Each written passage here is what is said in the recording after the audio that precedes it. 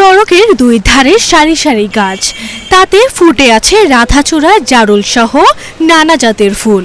গাড়ির জানালা দিয়ে বাইরে চোখ পড়তেই যে কারো মনে প্রশান্তি আসে, সুবাসে মেতে ওঠে মন। অপরূপ সৌন্দর্যের চাদরে ঘেরা দেশের লাইফলাইন হিসেবে পরিচিত ব্যস্ততম ঢাকা-টাঙ্গাইল মহাসড়ক। গাছ রোপণে কমেছে দুর্ঘটনার ঝুঁকি। দুর্ঘটনা এড়াতে নিয়মিত বৃক্ষরোপণের কাজ অব্যাহত থাকবে বলে জানান হাইওয়ে পুলিশ। চলাচলরত গাড়িগুলা বিপরীত দিক থেকে আসা গাড়িগুলা ড্রাইভারের চোখে আলো না পড়ার কারণে তারা নির্বিঘ্নে চলাচল করতেছে। এই কারণে রাস্তার দুর্ঘটনার সংখ্যা দিন দিন কমে যাচ্ছে। আর এই রোডকে স্বচ্ছন্দময় এবং নিরাপদ করার জন্য আমরা হাইওয়ে পুলিশ সবসময় সচেষ্ট, আমাদের এটা অব্যাহত থাকবে।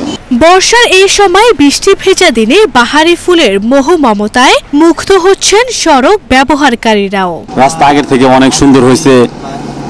রাস্তার এই গাছের জন্য আমাদের অ্যাক্সিডেন্টের হার অনেক কমে গেছে। ফুল দেখতে সুন্দর, গাছগুলিকে আসলে একটা সাপোর্ট দেয়। আমাদের রাতে যখন গাড়ি চালাই, গাড়ি চালানোর পর অপর পাশ থেকে যে লাইটগুলি আসে ওগুলো অনেক সেফ দেয়।